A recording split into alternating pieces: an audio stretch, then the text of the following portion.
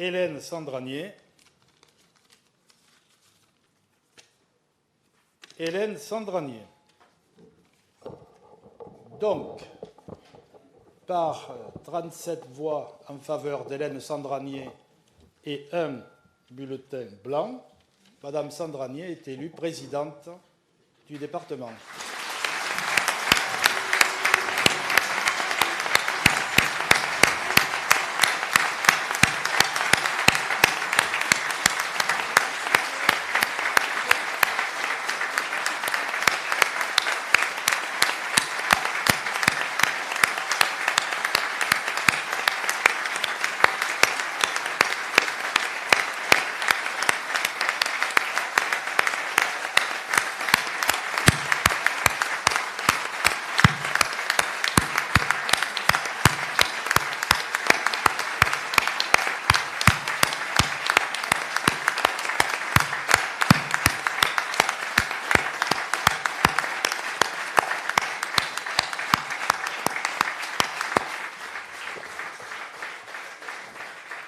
Et j'invite Madame la Présidente à rejoindre la tribune.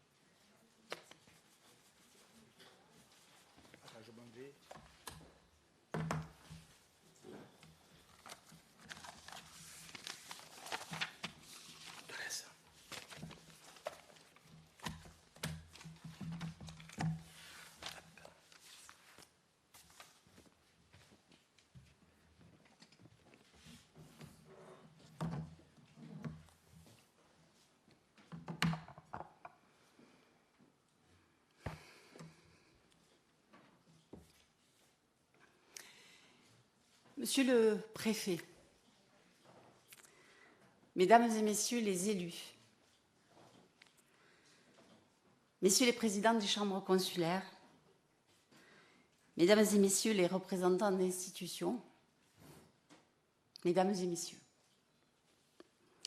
permettez-moi tout d'abord de vous saluer chaleureusement pour votre présence parmi nous en ce jour si important pour notre institution. L'installation d'une nouvelle assemblée départementale est un acte essentiel. D'abord parce qu'il procède du résultat démocratique de l'élection, et ensuite parce qu'il met en place la nouvelle équipe qui conduira notre département. Par leur vote, les conseillers départementaux viennent de m'en confier la présidence. Chers collègues, mes premiers remerciements s'adressent donc à vous. Je mesure la confiance que vous me témoignez et la responsabilité qui est la mienne en ce jour et pour les 6 ans à venir. Je revis avec encore plus d'intensité les émotions qui me traversaient il y a à peine moins d'1 an, quand le 2 juillet 2020, j'accédais pour la première fois à cette responsabilité. Cette intensité redoublée, elle provient de la légitimité accrue que me donne ce nouveau vote, intervenant après une campagne électorale qui a vu l'équipe que je conduis réaliser un score auquel peu d'observateurs de la vie politique nous prédestinaient. Je tiens ainsi à remercier les 48 549 électeurs qui ont apporté leur suffrage au premier tour au binôme Unis pour l'Aude, permettant l'élection, dès le dimanche 20 juin, de 10 conseillers départementaux. Et les 37 467 électeurs qui ont confirmé leur choix pour les élus unis pour l'Aude lors du deuxième tour, permettant l'arrivée de 22 conseillers départementaux supplémentaires de l'équipe que j'avais le privilège de conduire pendant cette campagne. Enfin, j'ai une pensée particulière pour les électrices et les électeurs de mon canton, celui de Narbonne 3, sans qui rien n'eût été possible. Par leur confiance renouvelée, ils nous ont témoigné, à mon binôme Patrick François et à moi-même, ainsi qu'à nos remplaçants Laure Serrano et Patrick Castet, leur attachement à des élus de proximité, présents au quotidien et dans le même temps mobilisés sur des dossiers départementaux. Élue présidente du conseil départemental, je suis et je serai la présidente de tous les Audois, de tous les territoires de l'Aude. Nous œuvrerons collectivement pour les plus de 370 000 habitants de l'Aude qui, dans leur diversité, font la richesse de ce magnifique département. Je veux d'ailleurs, à ce stade, adresser un mot aux 6 collègues qui sont parmi nous et qui n'appartiennent pas à l'équipe unie pour l'Aude. Soyez assurés de ma volonté de travailler avec chacune et chacun d'entre vous pour l'avenir de l'Aude, guidé par le sens de l'intérêt général. Bien sûr, revenant sur les élections de ces 2 derniers dimanches, je ne veux pas passer sous silence ce qui en est la principale caractéristique, la très forte, trop forte abstention. Pour autant que notre victoire soit à chacun agréable, nous devons nous interroger avec lucidité sur les raisons d'une participation si faible de nos concitoyens au processus électoral. Fermement attachés à la démocratie représentative, cette situation m'interpelle au plus haut point et nous devons trouver, à notre niveau, les moyens de ramener vers les urnes les électeurs audois. Les causes de l'abstention sont toujours multiples.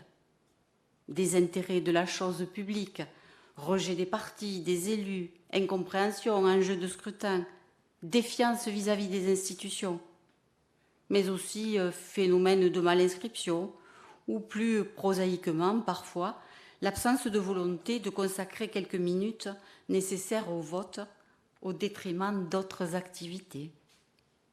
Quoi qu'il en soit, il est des leviers sur lesquels nous pouvons vraisemblablement agir et sur lesquels nous allons agir.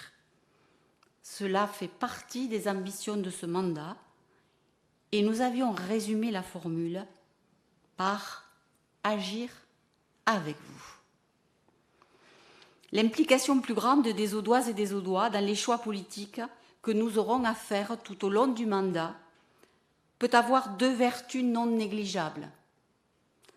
Leur montrer leur utilité dans certains processus de décision et leur faire mieux appréhender les compétences et les enjeux liés à l'institution départementale. Une vice-présidence et une commission d'élus départementaux y seront consacrés. J'aurai l'occasion d'y revenir dans le cours de mon propos.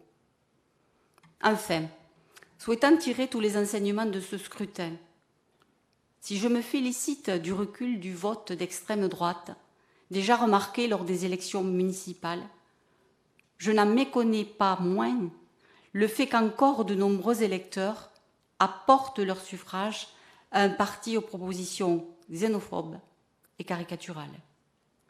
Là encore, il convient d'en analyser les causes et de mieux identifier les réponses politiques à y apporter.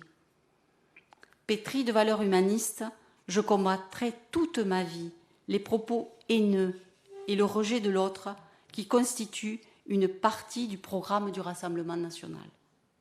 Mais je sais aussi que trouvent refuge dans ce vote des personnes qui vivent ou ont peur de vivre le déclassement, qui ne se sentent pas considérés par les élus et les institutions. Nous n'y apporterons jamais les mêmes réponses que l'extrême droite, mais nous ne pouvons pas ignorer certaines des questions posées. Consciente de la période très particulière que nous sommes en train de vivre, après 1 an et demi d'une crise sanitaire et sociale aussi inédite qu'inattendue, je souhaite inscrire le département dans son rôle de protection et de mise en dynamique des énergies locales. La majorité départementale qui m'a portée à la présidence est plurielle. À travers le rassemblement que nous avons opéré lors de ces élections, entrent ici des élus d'horizons et de parcours différents, mais avec la même ambition et le même projet, celui de prendre soin de vous, d'agir avec vous.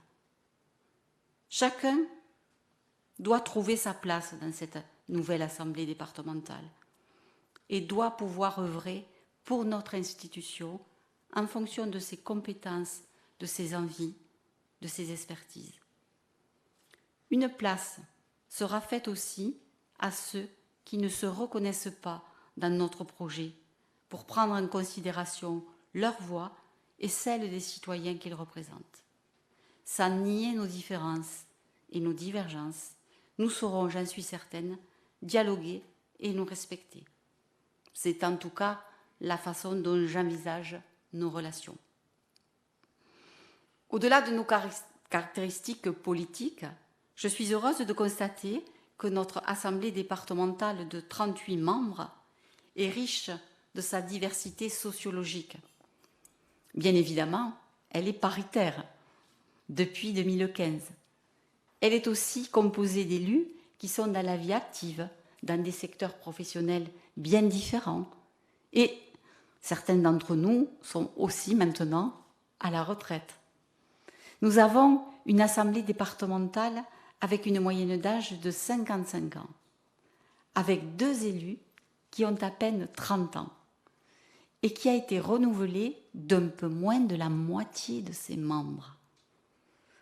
À cet instant de mon propos, qu'il me soit d'ailleurs permis de regarder furtivement dans le rétroviseur pour saluer les 16 collègues de l'ancienne mandature qui ont accompagné André Viola, puis moi-même, dans l'exercice de la présidence. Je suis heureuse d'avoir eu l'occasion de vous côtoyer. J'adresse un remerciement chaleureux à ceux de nos candidats qui n'ont pu être élus. Regardons à nouveau vers le présent et vers le futur. Nous avons là cette belle assemblée départementale que j'aurai à cœur d'animer et de présider tout au long de ce mandat. Après 1 an de présidence, j'ai développé une vision plus fine du département et de son fonctionnement. L'année dernière, accédant à cette responsabilité en cours de mandat, j'avais souhaité m'inscrire pleinement dans le fonctionnement déjà en place. Aujourd'hui, parce que la composition de notre Assemblée est différente, parce que les enjeux sont nouveaux, parce qu'un nouveau mandat s'ouvre et qu'il convient de l'aborder sous les meilleurs auspices, j'ai décidé de faire évoluer nos modalités d'action. Les sujets que nous avons à traiter sont complexes et fort nombreux. N'en déplaise à certaines mauvaises langues, le département n'est pas qu'un guichet qui distribue prestations sociales et subventions. Nous sommes d'abord et avant tout un acteur public de premier plan, fort de ses projets pour l'Aude, avec une grande réactivité et une proximité qui font notre force. Nos interventions lors de la crise sanitaire ou encore lors des épisodes de catastrophes naturelles en sont l'une des meilleures démonstrations. Pour mener à bien ces multiples projets, et faire vivre l'ensemble de nos compétences qui s'articulent autour des solidarités humaines et des solidarités territoriales, j'ai choisi d'organiser notre institution autour d'un exécutif intégralement paritaire, présidente compris, de 12 membres. À la tête d'une commission aux compétences spécifiques, chaque vice-président animera un groupe d'élus qui participeront à ses côtés à la définition des politiques publiques dont il a la charge. Ils pourront aussi s'appuyer, le cas échéant, sur des élus délégués investis dans des champs particuliers de la politique départementale. Lors de la prochaine session, le 16 juillet, nous voterons la composition de ces commissions. Mais je souhaite d'ores et déjà vous en faire connaître les contours et les élus qui, à leur qualité de vice-président, les animeront.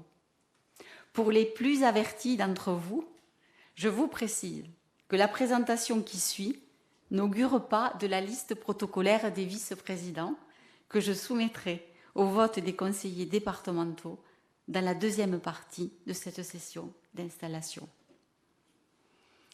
Fort de la multiplicité de ses compétences en matière sociale, le département intervient à tous les moments de la vie, d'avant la naissance jusqu'au grand âge. Nous œuvrons dans de multiples champs de solidarité, à la fois liés entre eux et pleinement distincts. Pour mener à bien nos missions, j'ai choisi de diviser les compétences en matière de solidarité humaine en 3 commissions distinctes. La première s'occupera de l'enfance, sujet prioritaire pour ce mandat, que l'on parle d'enfance en difficulté, avec un nouveau projet de structure accueil enfance, mais aussi de l'ensemble des enfants de notre département à travers notre compétence en protection maternelle et infantile. Cette commission sera aussi chargée de notre action sociale décentralisée au plus près des habitants à travers la gestion des maisons départementales des solidarités. J'en confierai la présidence à Chloé Danillon. Compétence aussi centrale du département, le maintien de l'autonomie des personnes âgées et des personnes en situation de handicap mobilise une large part de nos ressources. De beaux projets sont à l'œuvre et de nouveaux doivent éclore, avec notamment les EHPAD hors les murs. Pour mener à bien les travaux de cette commission, j'en confierai la présidence à Séverine Mateil. Elle sera accompagnée de Françoise Navarro-Estal, déléguée au handicap. Enfin, notre dernier pilier du champ social s'articule autour de l'insertion sociale et professionnelle. Bien consciente des enjeux forts en la matière, de la nécessité d'offrir à chaque personne en situation difficile les moyens de s'en sortir, à travers un accompagnement effectif, à travers notre pacte territorial partenarial, j'ai choisi de faire de cette thématique une commission à part entière, dont je confierai la présidence à Muriel Chérier. Elle sera accompagnée de Magali Vergne, déléguée à la politique de la ville, et de Marie-Christine Bourrel, déléguée au logement. En miroir des solidarités humaines, notre collectivité est pleinement impliquée dans les solidarités territoriales. Par notre politique d'accompagnement des communes, nous leur permettons la réalisation de leurs projets que bien souvent leurs seules finances ne rendraient pas possible. Nous participons ainsi à un aménagement harmonieux du territoire et au maintien des services et infrastructures publiques, tout en soutenant de grands projets pour l'Aude. Une commission spécifique traitera de ces questions, dont je confierai la présidence à Hervé Barrault. Il sera accompagné d'Alain Dédiès, délégué à l'eau, et de Caroline Catala, déléguée au numérique.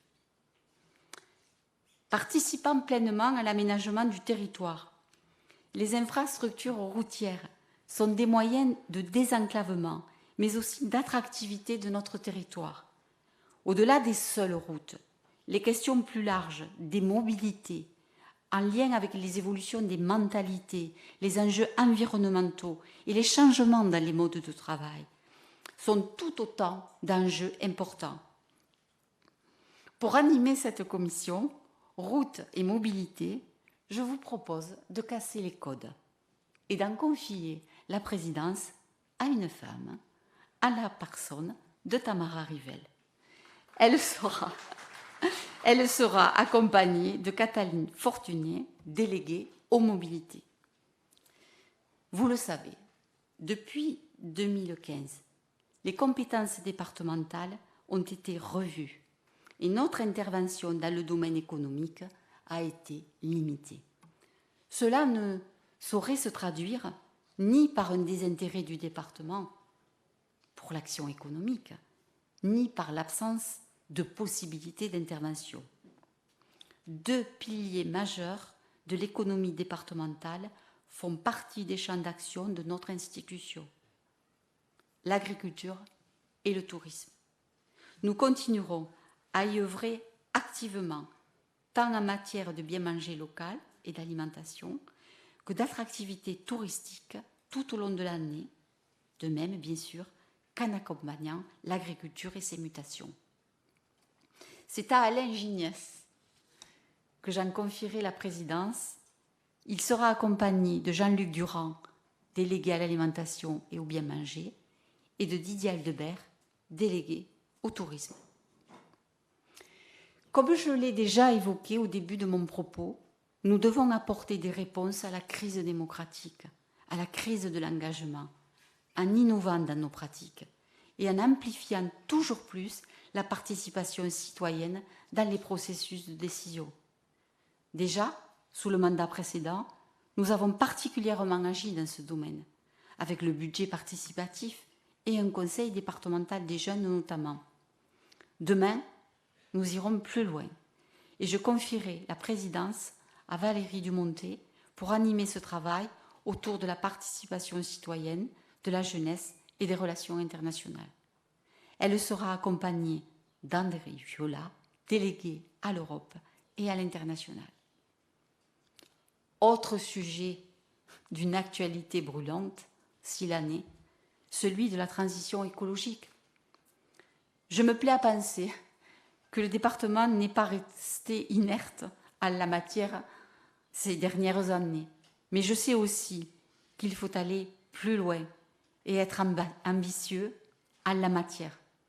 Une commission y sera pleinement consacrée et conduira notre territoire vers une prise en compte toujours plus améliorée de son environnement, une autonomie énergétique à l'horizon de 25-30 ans. Cette commission veillera également à prendre en compte les enjeux des problématiques écologiques dans nos politiques publiques. J'en confierai la présidence à Francis Morlon.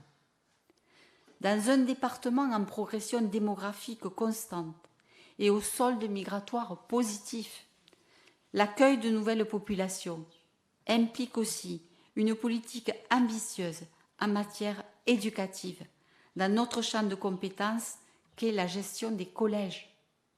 La mise en place d'un tarif unique et social dans la restauration scolaire, mais aussi la réponse à certaines pertes de repères et au délitement du vivre ensemble à travers un travail sur la laïcité en seront parmi les enjeux prioritaires. J'ai donc choisi de faire de ce domaine une commission de plein exercice dont je confierai la présidence à Sébastien Gasparini.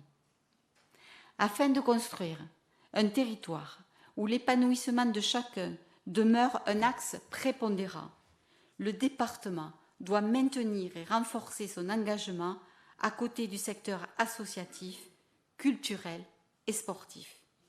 Notre politique en la matière est de combiner l'exigence de qualité avec l'accès à chacun des pratiques de loisirs ou plus professionnelles. Je confierai la présidence de cette commission à Patrick François. Il sera accompagné de Maria Conquet, déléguée à la culture. Pour terminer, nos ambitions politiques ne seront possibles qu'avec la mobilisation de nos ressources financières et de notre richesse humaine. Une commission d'élus sera donc consacrée aux ressources et au dialogue social, dont je confierai la présidence à Pierre Durand. Il sera accompagné d'Eliane Brunel, déléguée au dialogue social. Enfin, parce que chaque conseiller départemental doit pouvoir participer et décider sur chacun des dossiers que nous avons à traiter, je vous proposerai tout à l'heure de voter une composition de la commission permanente égale à l'ensemble des conseillers départementaux. Cette possibilité nous est offerte par le Code général des collectivités territoriales.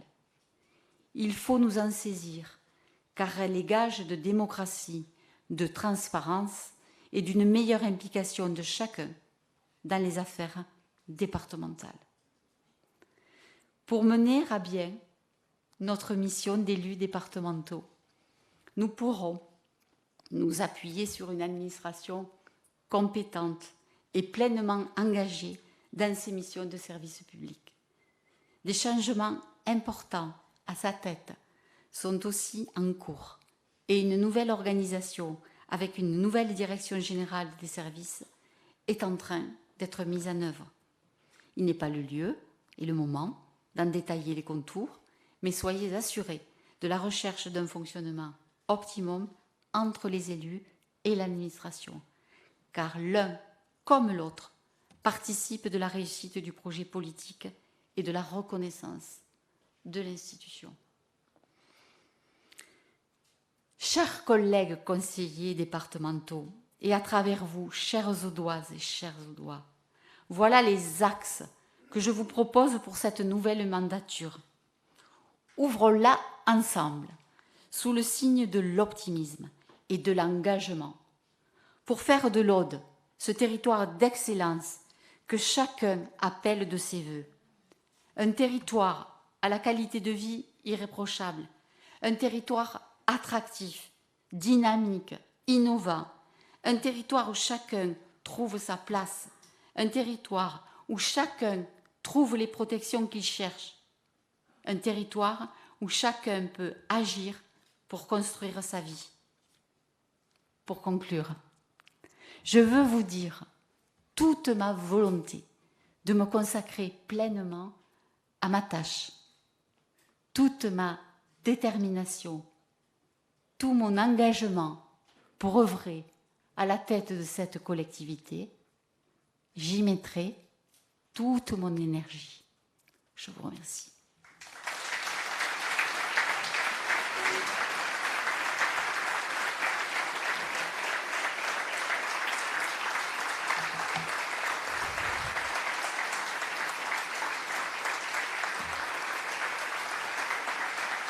Merci.